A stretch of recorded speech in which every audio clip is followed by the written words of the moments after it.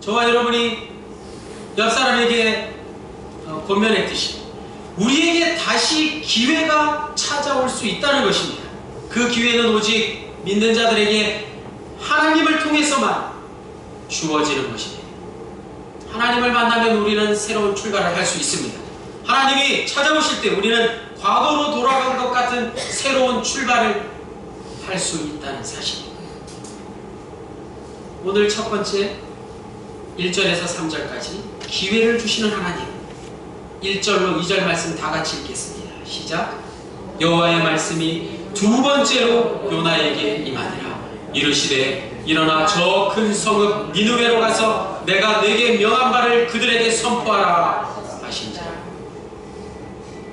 사람들은 자기에게 큰 해를 끼친 사람을 결코 용서할 수 없습니다. 일을 망친 사람에게 다시 그 일을 부탁하는 일은 아마 없을 것입니다. 그러나 하나님은 자기 계획을 망친 요나를 버리거나 포기하지 않으셨습니다. 자신의 잘못을 회개하는 요나에게 두 번째로 찾아와 말씀하십니다. 오늘 1절 말씀 두 번째로라는 단어가 중요합니다. 하나님의 음성을 들을 때 우리는 우리의 불순종으로 잃어버린 것들을 다시 회복할 수 있다는 놀라운 사실입니다. 고대 아수르 제국의 수도였던 니느웨가 아닌 저 멀고 먼 유럽의 서쪽 끝, 지금 스페인의 남부 지방인 다시스로 향했던 요나. 다시스로 향하는 배의 밑바닥으로 계속해서 내려갔던 요나의 인생은 이제 하나님의 음성을 듣고 다시 위로 향하기 시작했습니다. 만약 하나님께서 요나를 두 번째로 찾아주지 않으셨다면, 요나에게 기회를 주시지 않았다면 요나의 인생이 어떻게 되었을까요? 마찬가지 하나님께서 오늘 우리에게 다시 기회를 주지 않으신다면 구원받을 사람이 아무도 없습니다. 하나님께서 우리를 용서해 주지 않으신다면 누구도 하나님의 자녀가 될 수 없습니다. 하나님은 우리를 너무나도 잘 아시기에 우리를 또 다시 찾아주십니다. 성경의 위대한 인물이 모두 그렇습니다. 믿음의 조상 아브라함도 마찬가지였습니다. 아브라함의 아버지는 상 조각을 만드는 사람이었고 아브라함 역시 우상을 섬기는 사람이었습니다. 하나님은 우상을 섬기며 갈대아 우르에 살고 있던 아브라함, 정확하게 아브라함에게 나타나셔서 창세기 12장 1절 말씀, 너는 너의 고향과 친척과 아버지의 집을 떠나 내가 네게 보여줄 땅으로 가라 고 말씀하셨습니다. 아브라함은 사레와 함께 떠났지만 두렵기 때문에 하나님이 지시한 땅으로 가지 않고 하란이라는 곳에 머물고 맙니다. 바로 그때 하란에 머물고 있는 아브라함에게 하나님이 다시 두 번째로 찾아오지 않으셨다면 아브라함은 그저 먼지처럼 사라져버리는 허무한 인생이 되었을 것입니다. 현실의 안주에 있는 아브라함에게 하나님은 다시 찾아오셔서 두 번째로 말씀하시기를, 창세기 12장 2절, 내가 너로 큰 민족을 이루고 내게 복을 주어 내 이름을 창대하게 하리니 너는 복이 될지라. 아브라함은 다시 찾아오신 하나님, 두 번째로 찾아오신 하나님께 감사하며 75세의 나이에, 아주 중요한 나이죠, 75세의 나이에 길을 떠났습니다. 오늘 본문에 나오는 요나 역시 니느웨로 길을 떠납니다. 3절 말씀입니다. 요나가 여호와의 말씀대로 일어나서 니느웨로 가니라. 니느웨는 사흘 동안 걸을 만큼 하나님 앞에 큰 성읍이다.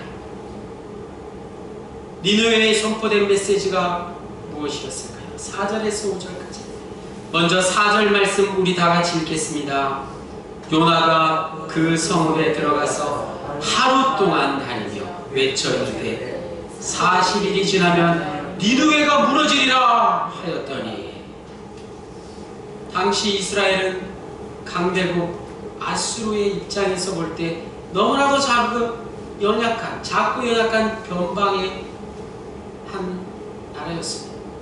그런 작은 나라의 한 선지자 요나가 지금 대제국 아수르의 수도 니느웨에 와서 자신이 믿는 하나님을 믿으라 외치고 있습니다.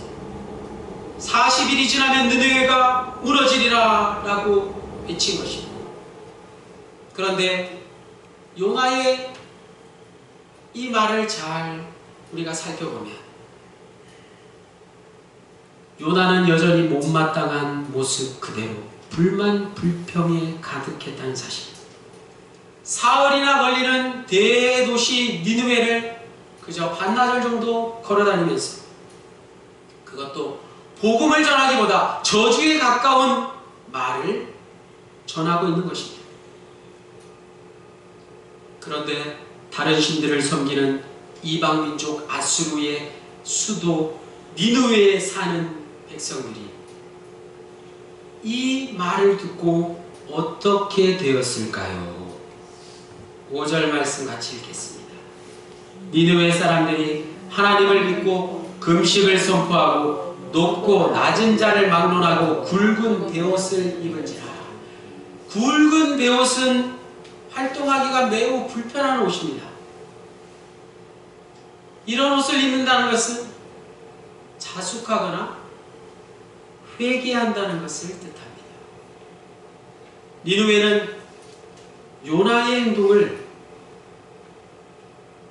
아수르 제국의 팽창의 위협을 느끼는 변방 약소국의 허무맹랑한 유언비어 정도로 무시하지 않았습니다.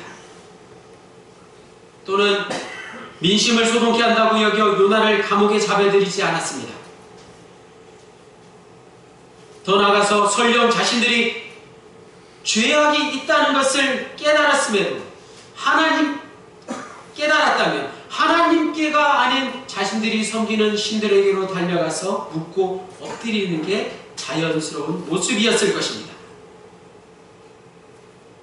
요나 역시 하나님의 메시지를 전하기는 했지만 앞서 말씀드린 대로 그 마음속에는 니느웨가 오히려 심판받기를 바라는 악한 마음이 여전히 있었습니다.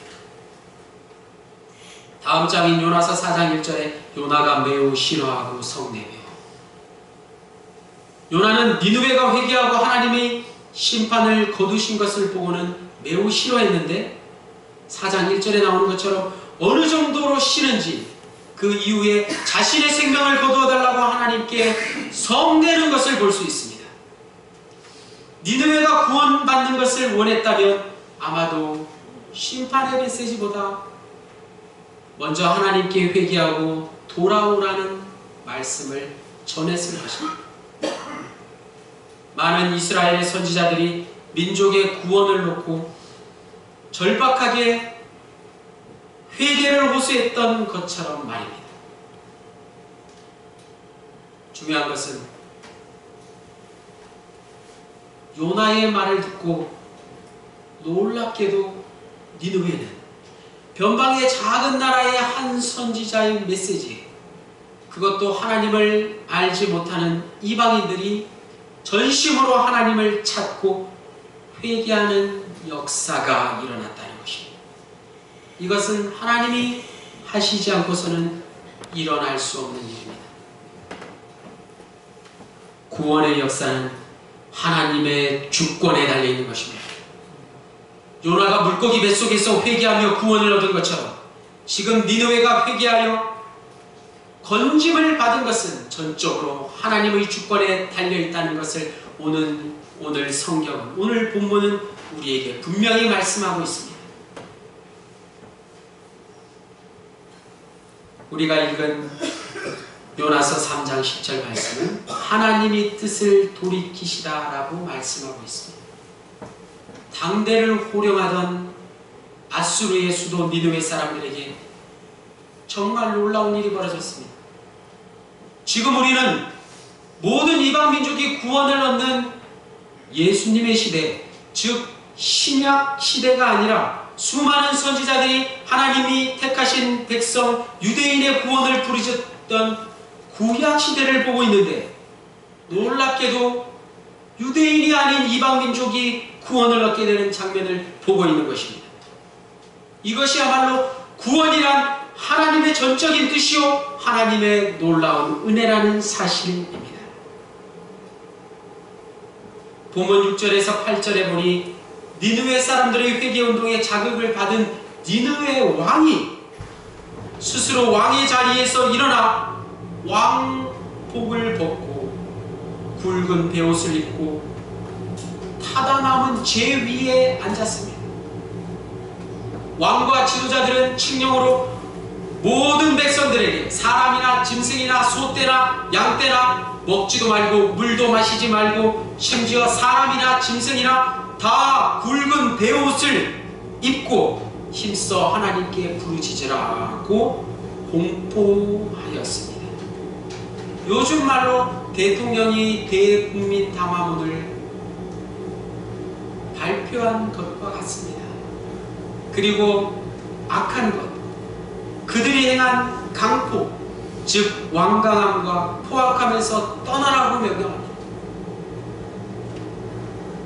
혹시라도 하나님께서 마음을 돌이키시고 니느웨를 향한 심판을 거두시고 자신들을 살릴지도 모른다는 희망을 품게 된 것입니다. 다른 한편으로 니느웨는 하나님이 심판을 그들에게 내리시더라도 그 심판을 받을 각오가 기꺼이 되어 있을 정도였다는 것입니다. 그만큼 죄에 대한 깊은 각성과 돌이킴이 있었기에 하나님께서 주권적으로 행하시는 구원의 진정한 의미를 깨달아 알게 되었던 것입니다. 9절 말씀 다 같이 읽겠습니다. 하나님이 뜻을 돌이키시고 그 진노를 그치사 우리가 멸망하지 않게 하시리라. 그렇지 않은 줄을 누가 알겠느냐. 9절에 하나님의 뜻을 돌이키시고 라는 말씀이 나옵니다. 구원은 우리가 요구해서 우리 뜻으로 얻는 것이 아니라 하나님의 뜻으로 하나님께 받는 것이라는 말씀입니다. 죄에 대한 심판과 구원은 오직 하나님께 속한 것입니다. 요나가 물고기 뱃속에서 요나서 2장 9절에 구원은 여호와께 속하였나이다. 구원은 여호와께 속하였나이다 라고 고백한 것과 같습니다. 진노를 거두실 줄을 누가 알겠냐고 하나님 앞에 회개하는 니느웨 사람들의 모습을 보며 하나님은 구원의 은총을, 그분의 주권을 인정하는 니느웨 모습들의 겸손한 모습을 보시고 하나님의 뜻을 돌이키셨습니다. 다같이 10절 말씀 읽겠습니다. 하나님이 그들이 행한 것 곧 그 악한 일에서 돌이켜 떠난 것을 보시고 하나님이 뜻을 돌이키사 그들에게 내리리라고 말씀하신 재앙을 내리지 아니하시니라. 아멘. 하나님께서 하나님의 뜻을 돌이키셨습니다. 니느웨에 임할 재앙, 그들을 향한 심판을 내리지 아니하셨습니다. 뜻을 돌이키신 하나님의 모습이 오늘 본문 9절 10절에 나옵니다. 하나님의 뜻이란 인간의 짧은 생각으로는 도저히 알 수도 없고 감당할 수도 없는 완벽한 것입니다. 그런데 어찌 하나님의 뜻이 번복될 수 있단 말입니까? 유일하게 자신의 사랑하는 자녀를 구원하기 위해서 하나님이 그분의 뜻을 돌이키십니다. 오늘 말씀을 우리가 어떻게 적용하면 좋겠습니까? 주일 학생들도 다 아는 이 요나의 이야기를 어른이 된, 성인이 된 우리가 우리의 삶에 이 말씀을 어떻게 적용할 수 있겠습니까? 요나의 이야기는 구약에서 유일하게 이방인의 구원 문제를 다룬 말씀이라고 앞서 소개해드렸습니다. 이 이야기는, 요나의 이야기는 이걸로 끝이 아니라 신약 성경에 와서 예수님에 의해서 비로소 명확해진다는 사실입니다. 요나의 이야기는 단순한 기적 이야기가 아니라 이방인의 구원과 동시에 이스라엘의 구원이요, 마찬가지 오늘 우리에게 주시는 구원의 메시지라는 사실입니다. 요나 이야기는 신하에게 와서 예수님에 의해서 이렇게 적용되었습니다. 마태복음 12장 39절에서 41절 말씀 다 같이 읽겠습니다. 예수께서 대답하여 이르시되 악하고 음란한 세대가 표적을 구하나 선지자 요나의 표적밖에는 보일 표적이 없느니라. 요나가 밤낮 사흘 동안 큰 물고기 뱃속에 있었던 것 같이 인자도 밤낮 사흘 동안 땅 속에 있으리라. 심판때에 니느웨 사람들이 일어나 2세대 사람을 정죄하리니 이는 그들이 요나의 전도를 듣고 회개하였음이거니와 요나보다 더 큰 이가 여기 있으며. 니느웨를 향한 하나님의 구원은 이방인과 심지어 악인들이라 할지라도 그들을 모두 사랑하시는 하나님의 뜻이 있다는 말씀입니다. 요나 이야기는 자기 백성인 유대인들의 구원을 향한 메시지였다는 사실입니다.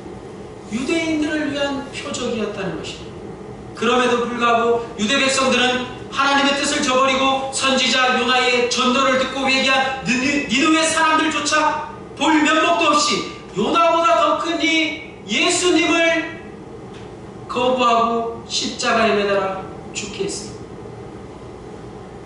요나서 말씀은 성경 전체를 통해서 성경 전체의 넓은 의미로 볼 때 이 짧은 요나서의 말씀은 단순히 니느웨의 구원을 말하기보다 이스라엘의 구원을 말하는, 이스라엘의 구원을 향한 하나님의 메시지라는 것입니다.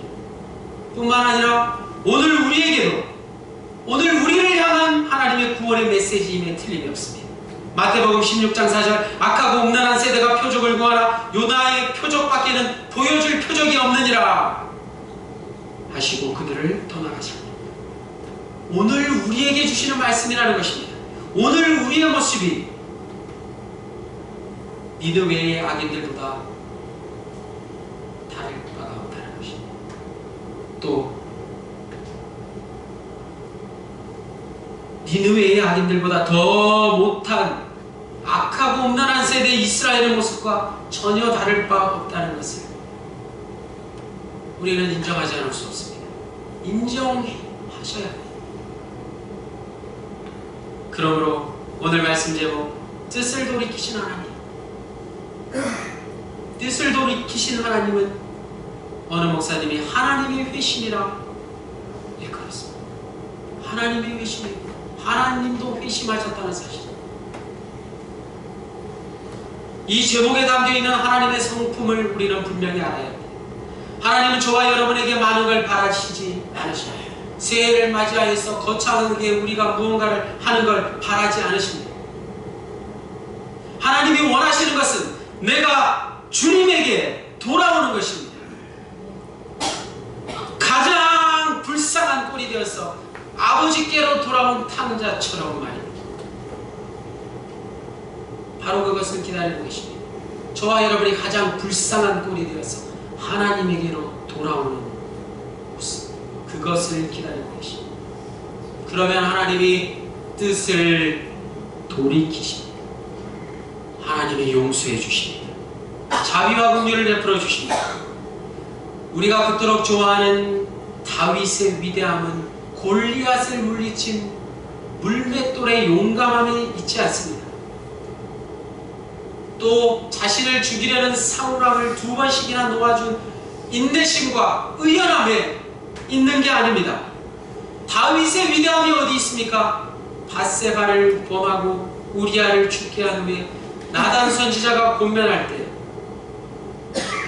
왕으로서의 권위를 모두 내려놓고 통회자복한 다윗의 그 비천함이 있습니다. 눈물을 흘리며 통회자복할 때 눈물이 침상을 적시고 베개가 침상에 뜰 정도로 통회자복하였다는 것입니다. 다윗처럼 가장 낮은 곳에 임할 때 그때 하나님이 다윗의 비천함을 통해서 하나님이 그분의 뜻을 다윗에게로 다시 돌이키셨습니다. 그제서야 비로소 다윗을 의인으로 세워주셨습니다. 다윗의 위대함이 그제서야 시작된 것입니다. 하나님의 자비와 인자와 긍휼은 올해 한 해 동안 여전히 우리가 애타게 부르짖고 간구해야 할 제목, 우리의 기도의 제목들이자 우리가 늘 외쳐야 하는 단어들, 자비와 인자와 긍휼하심. 하나님의 자비하심과 인자하심과 긍휼하심을 늘 부르짖고 그러한 하나님의 열심을 이끌어내시는 올 한 해 저와 여러분의 모든 삶이 되시기를 간절히 축원합니다. 기도하시겠습니다. 하나님